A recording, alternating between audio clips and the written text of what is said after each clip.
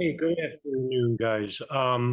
This is going to be a short video. It's going to be a follow-up to my live video last night where I did a live video late at night talking about the latest results of the election.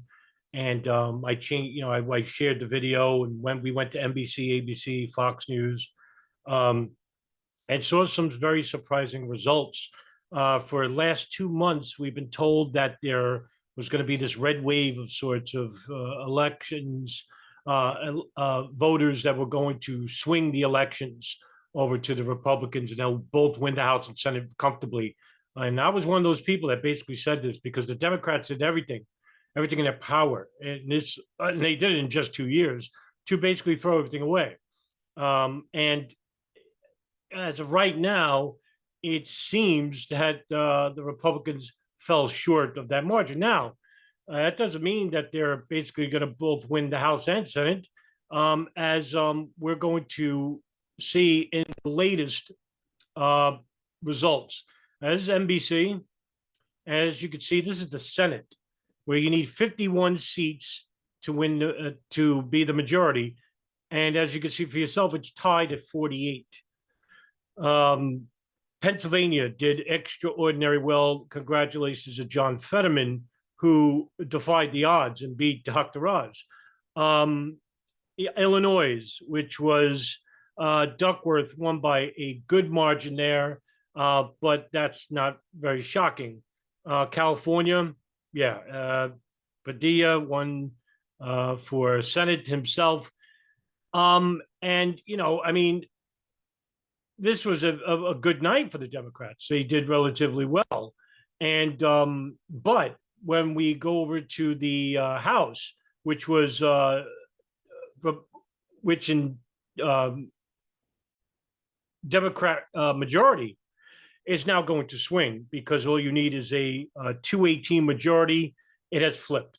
The GOP has won the majority of the House, 221, 214. And I think we still have, I want to say maybe 11 more to go, or is it 7 more to go or something like that? But yeah, it's just about over. I think it's over. I think it's maybe over, maybe 2 or 3 seats more. I forgot the total number, but the GOP won. They are now red. The Senate was a Republican majority, so this might be a race where we see a flip at both positions. So it's not a total loss for Republicans, but they were supposed to win comfortably. Now, what does this mean overall?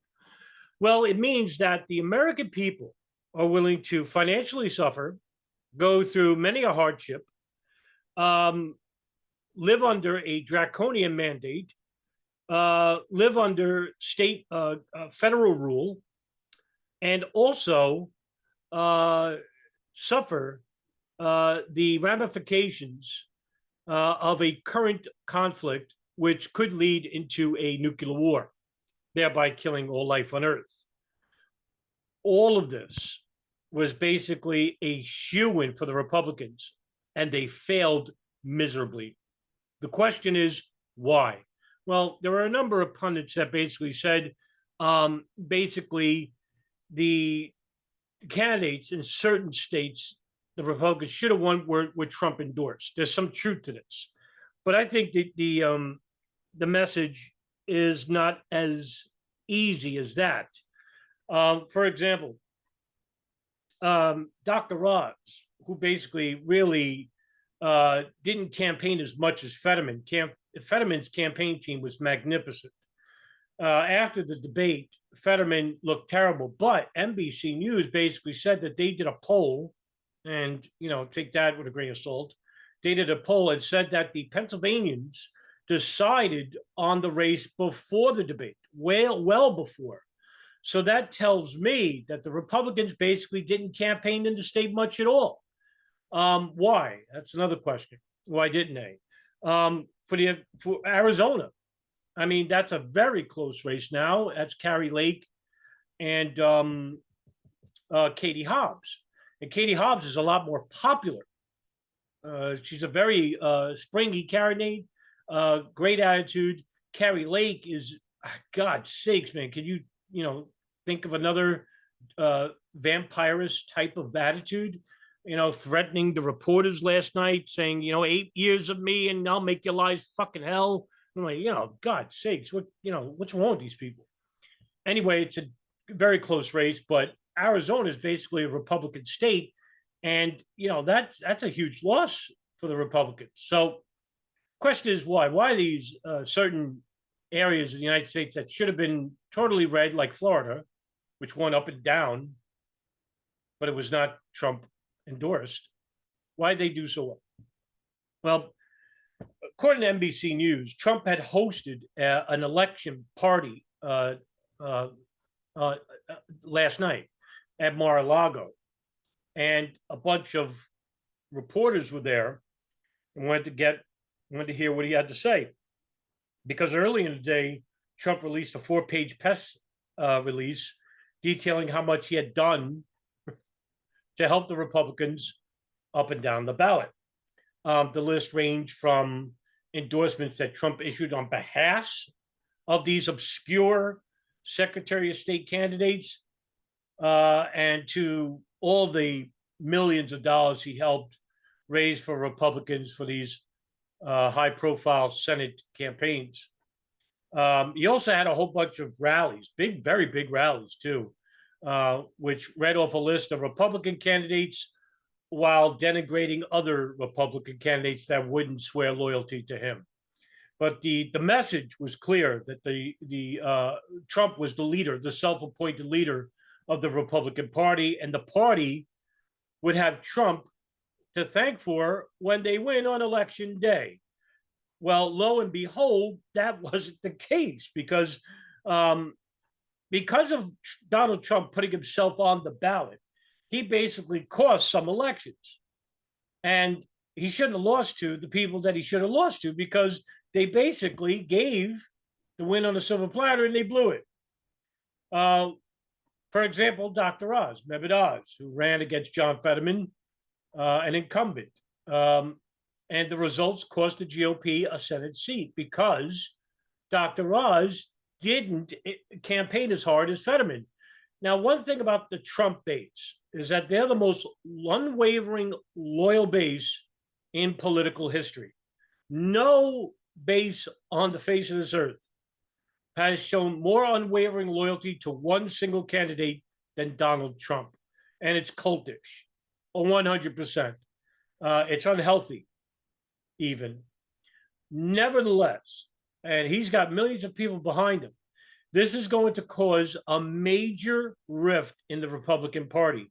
In fact, Trump most likely will disassociate from the Republican Party and create his own party called the Trump Party. And it'll be filled with absolute fanatics. I mean, the people that think that John F. Kennedy is going to materialize at a certain date in Texas. Yeah, there's people that really believe that. Also, Kari Lake, a former newscaster who turned gubernatorial candidate, is one of Trump's most high-profile proteges. Right now, she's neck and neck with Katie Hobbs, and currently, as I'm looking at NBC News, Katie Hobbs has a 3,000 vote lead, and this is another person who is suffering under Trump. Blake Masters, who's challenging Mark Kelly in Arizona, too close to call. Again, another Trump-endorsed candidate. J.D. Vance actually won. So he's a Trump-endorsed candidate. He actually won. But look at the other candidates. Lee Zeldin, there's another one. Right now, they're basically counting 1.4 million votes. He's down, I think, 350,000 votes in New York. Now let's go to the Republicans who weren't Trump endorsed. Okay, that won, and one defying the odds rather easily. And the major one that the Republicans saw a red wave was in Florida, and that's Governor Ron DeSantis, who absolutely destroyed Charlie Crist. DeSantis campaigned tremendously hard, spent a lot of money on the campaign trail, and Trump lambasted him, calling him Ron DeSanctimonious. because Trump, who's a narcissist, doesn't like competition. But DeSantis has a lot of Republicans and and the majority of Republicans like Governor Ron DeSantis, other than Donald Trump. Also, Ron DeSantis has the backing of the American Israeli Public Affairs Committee, also known as AIPAC. So a major PAC is endorsing Ron DeSantis, and that's huge news for him. As for Donald Trump, like I said, 2023 is going to be huge, late 2023, because the Republicans are basically going to have to choose a candidate that's going to represent them to defeat Joe Biden in 2024. And who has, the majority of the Republicans?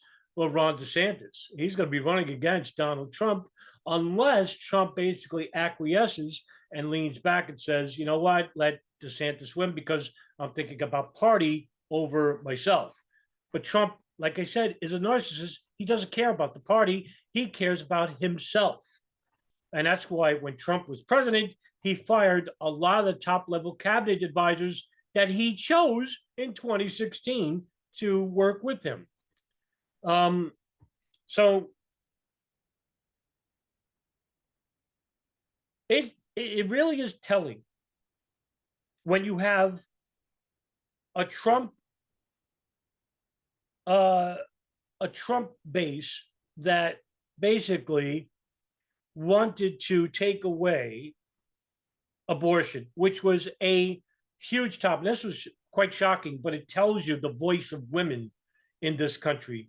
And boy, was most men in the congressional field outside of like the libertarians and the independents and maybe the Green Party and some within the Democrats. But boy, did all of the Trump base and some people in the Republican Party really underestimate the power of women like they usually do. So they basically said that, oh, abortion isn't going to be the big deal. It'll be COVID. Although COVID was a huge deal, and although the rising rates of inflation that came with it was a big deal, abortion was the number one worrying point of Americans. And that leads me to believe that women comprised the majority of the vote this time around. And guess who didn't campaign for women? Well, the Trump appointed backies like Mehmet Oz, Carrie Lake, uh, uh, Blake Masters. So you have all these appointed males under Trump, except for Carrie Lake, who basically said that it's up to God to delete a life and it's not up to man. Well, when you take away the civil liberties and the freedoms of certain people, especially a majority of the voting base, which were women this time around, hey, guess what? You're not going to win. And in fact, I think if you basically went out of your way just a little bit toward women, you would have won hand over foot. And we would have saw a red wave, but that wasn't the case. The second point was COVID, a recession, inflation, right? The pockets of people. Of course, they're going to remember. But my God, the Democrats were totally to blame for this one. I mean, it started under Trump with the mandates, but it was expedited under the Biden administration, in which we saw the beginning of a recession. We didn't see the full recession yet. This ain't it. In about two years, maybe anywhere between 18 to 24 months, we're going to see the ramifications of the COVID lockdowns. We will. And it'll be the business recession, not the housing recession in 08. Nevertheless, all those businesses that closed in lower Manhattan, all across intercontinental United States, all of the lower class and most of the middle class were not bailed out. In fact, all the big corporations like Walmart, Target, Kmart, they got big bailouts, right? Nike, they got big bailouts by the government. But the mom and pop stores, Joe and Mary up the block, well, I didn't get much of a bailout. All those stimulus checks, the $600 ones, the $1,000 ones, the ones that cover only 1/3 of rent here in New York and California. Well, that wasn't enough, but it was a pittance, right? Oh, you don't spend it all in one place. They treat you like kids. Meanwhile, you had to work 2 jobs to make up for the job that you lost. And he considered that job growth. Also, the Republicans, basically ignored this area. What they didn't ignore was the mandates. They did pretty good there. I mean, they basically said, do you want, lockdowns? I mean, DeSantis really won over a lot of people when COVID hit. And, that's why he won Florida big. And a lot of people moved to Florida too, because of the lacks of federally uh, induced mandates on its citizens. And I think that's where he became really powerful within the Republican Party, right? So there's that. Also, another big issue was police reform. Um, Again, Democrats, wanted to fund police. Republicans at first were running similar to this, saying, "Hey, we need more regulation." But all of a sudden now it's like, now with COVID gone, oh, we need police and we need to fight crime. I can tell you in New York, we have a horrific governor in Hochul when it comes to this. She is horrible, just like the New York City mayor, Eric Adams. Horrible when it comes to bail reform. In fact, first time offenders, even if it's a felony, um, do not serve time, nor do they serve parole. They get out like a get out jail free card. You have all these people that are committing these small petty crimes. One thing, murder went down, but every other crime went up. Felonious assaults, assault with a deadly weapon, robberies, carjackings.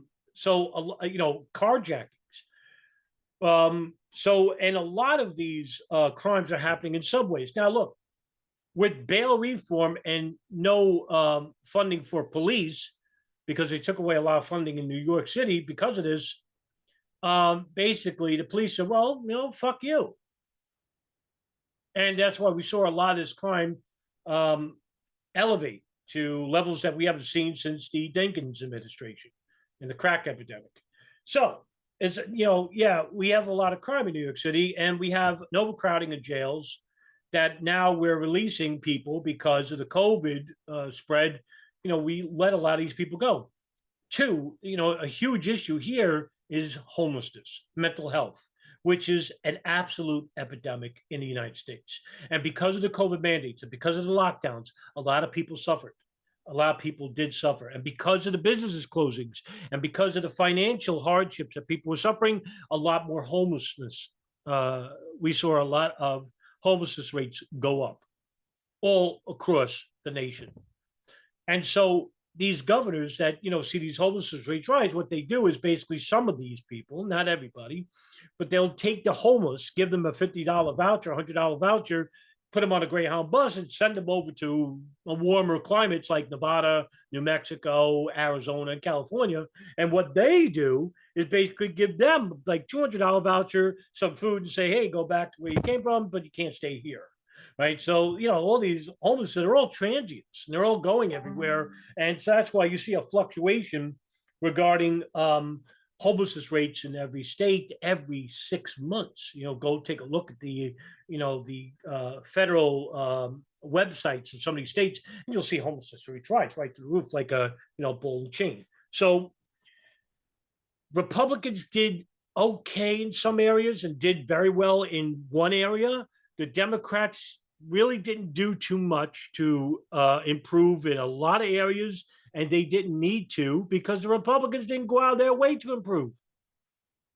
And you can blame the Trump administration and his base for not going outside of their comfort zone. In other words, they'd rather speak to an echo chamber. Well, the hell with winning over Democrats, which you could have done easily given the current climate of things, but they didn't do that.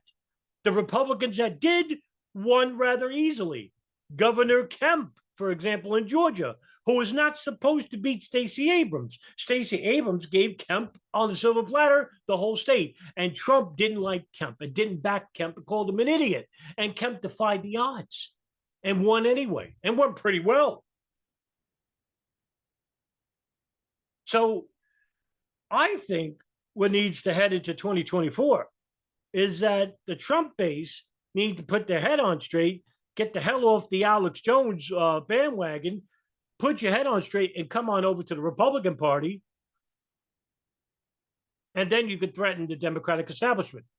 For those Republicans who are blaming the Libertarians for stealing some of the states, run better candidates. It's not the Libertarians' fault who are trying to provide the people with a better, more morally superior choice. And the Libertarian movement are infinitely superior when you compare them to the Democrats and Republicans. It's not a debate. I would rather see Nicholas Sarwark, who's an unsavory character. He's infinitely more moral than Joe Biden and Donald Trump. Joe Biden and Donald Trump's policies have killed people, tens of thousands of people. All right. Obama killed hundreds of thousands of people. Bush Jr. killed millions. Okay. All of these people are sociopaths, but the libertarians didn't kill anybody. They're trying to provide a better option for the people, but you people are stupid. You're ignorant, and you don't want a third party. Maybe some of you do, but the majority of you actually think it's a waste vote. No, it's a vote for morals. It's a vote for a change. And you failed to show that. I mean, I think the best libertarian candidate that did the best was Jeremy Kauffman. I think he's Wisconsin. So, yeah, I mean, New Hampshire or Wisconsin, New Hampshire, I think. New Hampshire? I'm sorry, I forgot the state. But he did the best. And I loved his campaign commercials. They were great. Shane Hazel's another one that won me over recently. We had candidates in the libertarian community. We just didn't have enough of them. Maybe Dave Smith can run or something. But we need more, and we need them to be united, not divided on domestic issues, silly domestic issues. Nevertheless, overall, Democrats played not to lose, and the Republicans didn't play to win. And thus, you see the results. And as of right now, the results are it's 48-48 for the Senate. And in the House, it is 221 to 214. And the Republicans won the House. They're basically the winners, but at what cost? That's the question. And so if there are any more updates, I will, of course, keep you updated with unbiased information, unbiased news. As always, stay true and stay honest.